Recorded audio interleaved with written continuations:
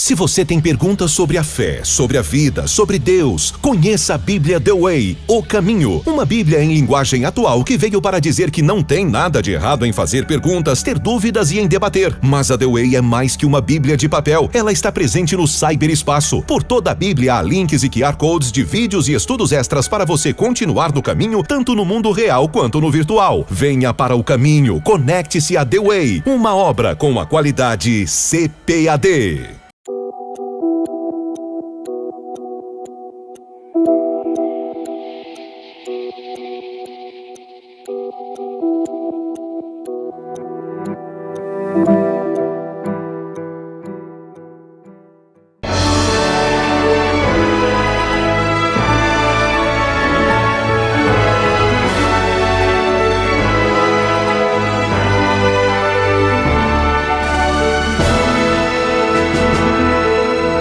Subsídios. Lições Bíblicas Adultos. Lição 2. Ética cristã e ideologia de gênero. Meus irmãos, a paz do Senhor. Aqui estamos para estudarmos agora a lição de número 2 sobre a ideologia de gênero. Esse assunto está em voga, está presente na sociedade contemporânea e nós precisamos nos posicionar em relação a esta questão. De um modo bem geral, a ideologia de gênero ensina a ausência de sexo. Eles advogam que o sexo não existe, que ninguém nasce menino e ninguém nasce menina. Todos nascem criança. E depois de um certo tempo, a criança decide por si mesma se quer ser macho ou se quer ser fêmea. A ideologia de gênero, portanto, faz, na verdade, uma apologia à homossexualidade.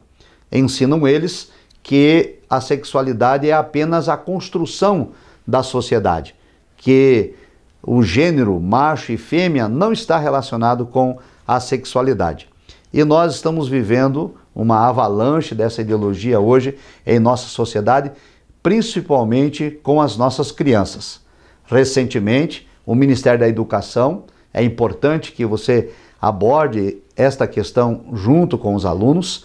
O Ministério da Educação e Cultura pretendeu inserir no Plano Nacional de Educação a ideologia de gênero.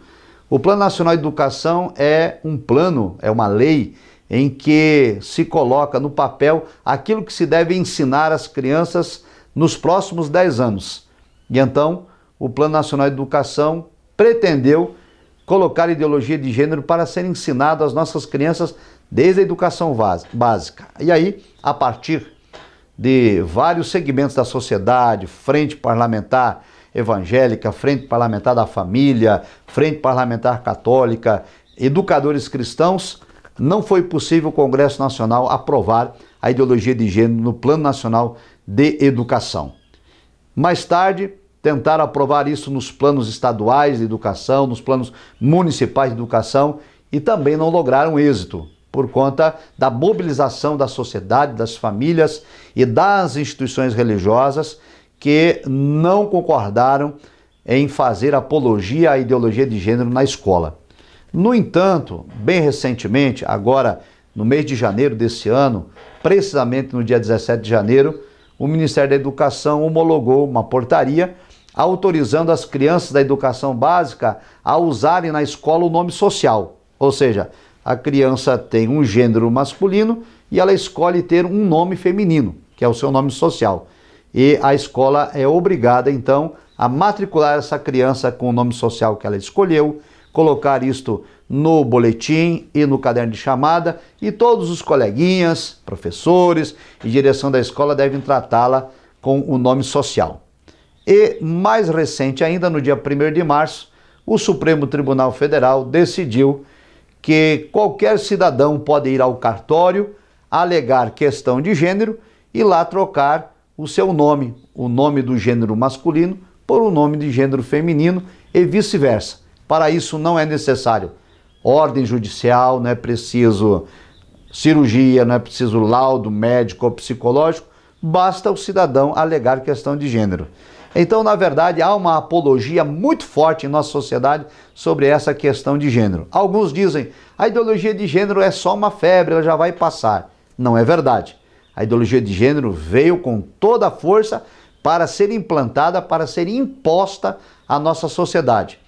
A Bíblia Sagrada nos apresenta uma outra postura. O que diz a ética cristã em relação ao gênero? O que diz a revelação bíblica, que é o nosso pressuposto? Diz claramente que Deus criou o homem macho e fêmea. Então, nós nascemos macho e fêmea e a nossa sexualidade está intrinsecamente ligada ao nosso gênero macho e fêmea.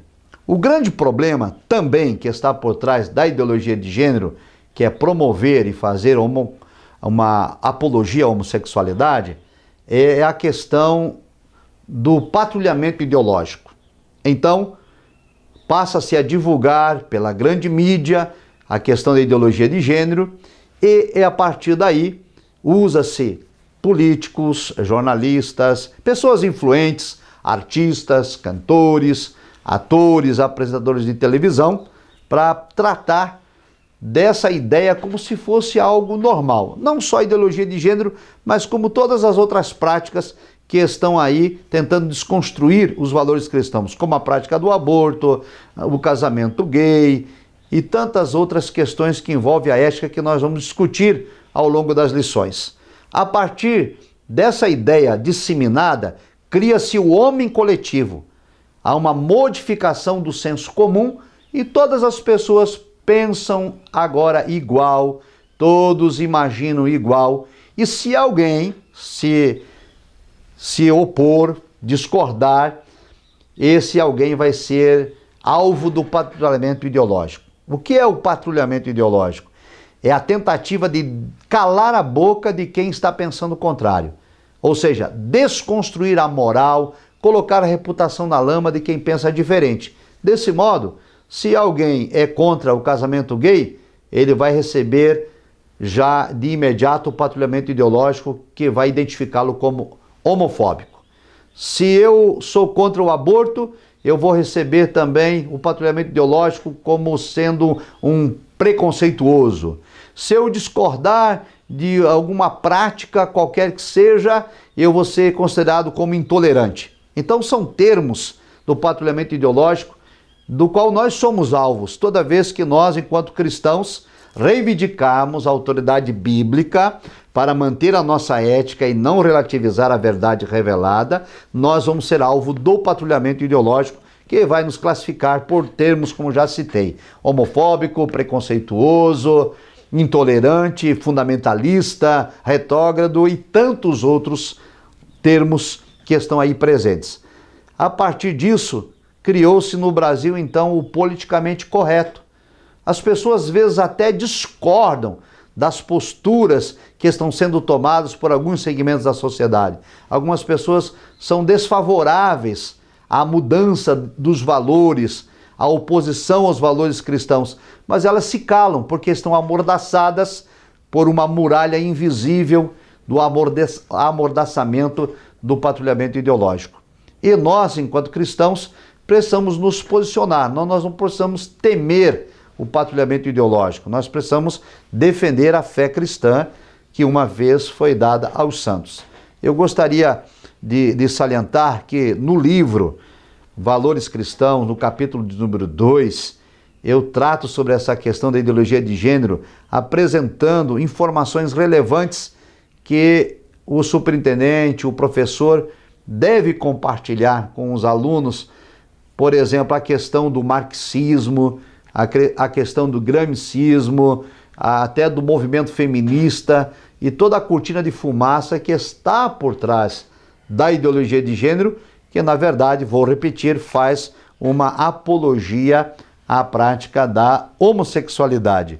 E nós precisamos deixar bem claro aqui que a igreja não está fazendo oposição aos homossexuais, que nós não somos homofóbicos, que nós não estamos perseguindo homossexuais, que nós não queremos o mal de ninguém. Ao contrário, como cristãos, nós desejamos o bem para todas as pessoas e reconhecemos o direito que as pessoas homossexuais têm da sua liberdade de viver como bem quiserem e bem entenderem. O que nós estamos apenas apresentando é a posição bíblica e da igreja em relação a essa prática, dizendo que a ética cristã não pode concordar com a homossexualidade. É somente isso. Então, cada um tem o direito que está assegurado pela Constituição brasileira, no artigo 5º, da liberdade de expressão, da liberdade de pensamento, da liberdade de culto, da liberdade de crença, liberdade de fé. O que acontece às vezes é que algumas pessoas da extrema radicalidade, elas se levantam para afrontar o cristianismo e para nos taxar de homofóbicos e todos os termos aqui já citados. Mas isso não pode nos intimidar. Temos que deixar claro que não estamos fazendo afronta a ninguém, apenas defendendo a nossa posição de fé cristã. Na revista há, por exemplo, algumas questões importantes também que é de relevada importância ser abordado. Por exemplo, as questões da troca de papéis entre homens e mulheres, porque a ideologia de gênero apregoa que homens e mulheres têm papéis porque a sociedade impôs e que esses papéis podem e devem ser invertidos. Há uma abordagem clara sobre isso, colocando a posição bíblica em relação à função do pai, em relação à função da mãe, em relação à função do homem e da mulher no contexto da sociedade, na educação de filhos e também no casamento, na sexualidade. Há problemas de confusão de identidade de gênero quando se pretende impor a ideologia. Problemas são ocasionados, inclusive de ordem psicológica, nas crianças, e uma desvalorização do casamento heterossexual e monogâmico, que é o casamento bíblico. E também há, por trás disso tudo, uma tentativa de erotização de nossas crianças. Cada vez mais, nossos meninos e meninas estão tendo contato com a sexualidade bem cedo, em idade bem precoce, quando ainda não estão prontos e não estão preparados. E mais recentemente, o ano passado, em especial, nós tivemos 2 exposições no Brasil que deram o que falar sobre a ideologia de gênero. A primeira foi lá em Porto Alegre, através do Banco Santander, quando várias imagens, figuras, pinturas foram expostas em nome da arte, fazendo apologia à imoralidade, apologia à homossexualidade, apologia ao sexo grupal, inclusive apologia à pedofilia, a apologia também à zoofilia. Infelizmente, crianças eram levadas na exposição para serem expostas a esta erotização por trás dessa cortina de fumaça da ideologia de gênero.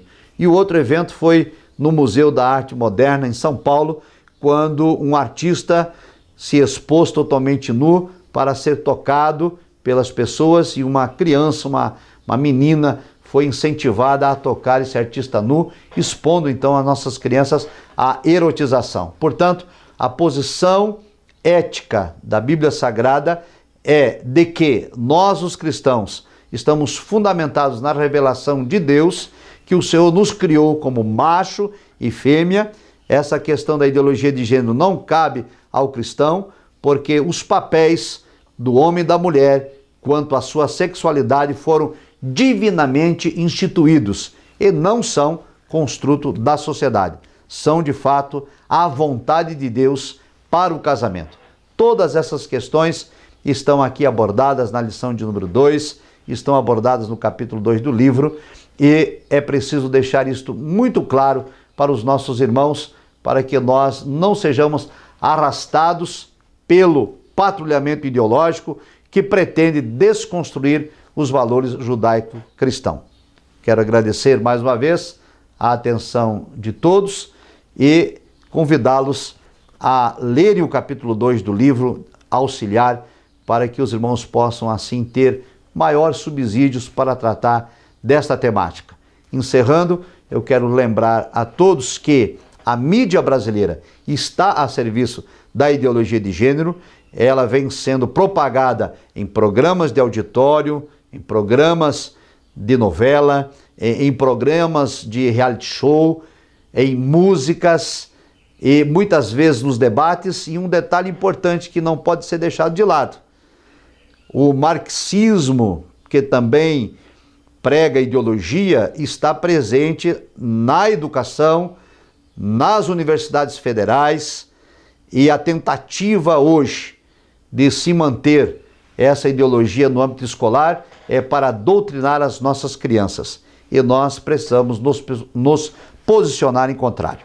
Aqui está, portanto, a nossa posição bíblica e ética em relação à ideologia de gênero. Muito obrigado.